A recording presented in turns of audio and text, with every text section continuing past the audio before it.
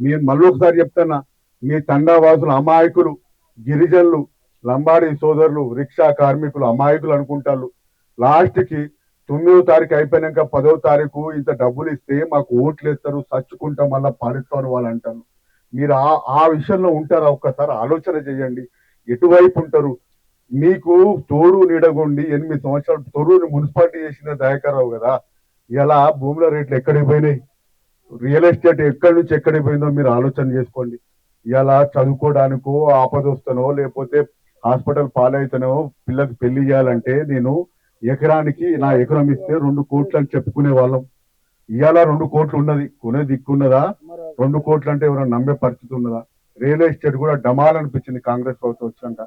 తొర్రూరులో ఒక 100 గజాలు రోడ్డు మీద ఉంటే వాడు కోటీశ్వరుడు. ఇవాళ కోటీశ్వరుడే కానీ కొనే దిక్కు లేదు. అమ్ముకుందాం హాస్పిటల్ పాలైనది తీసుకునే దిక్కు లేదు. దీని కోసం మీరు చేసే తప్పిదం అన్న దానికి మళ్ళా ఈ ఓటు తర్వాత మళ్ళీ ఎమ్మెల్యే ఎలక్షన్ దాకా మీ దగ్గరకు రారు ఆ ప్రభుత్వం. మీరు ఓటేస్తే బీఆర్ఎస్ పార్టీ కారు గుర్తుకు ఓటేస్తే అయ్యో మీరు తప్పిదం చేసినాం, పొరపాటు అయింది అని చెప్పలేసుకొని మీ దగ్గరకు వచ్చి పనిచేసే అవకాశం ఉంటుంది.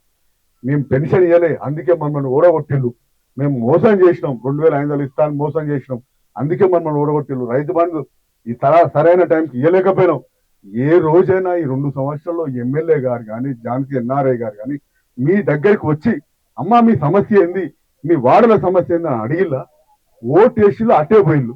మీరు నేను చెప్తున్నా, మళ్ళా 9వ తారీఖు 10వ తారీఖు వచ్చే వాళ్ళు చేసే మర్యాదకు లొంగితే జీవితంలో మన మన వాడ మన ఈ తండ మన రిక్షా కాలని బాగుపడదని తెలియజేస్తూ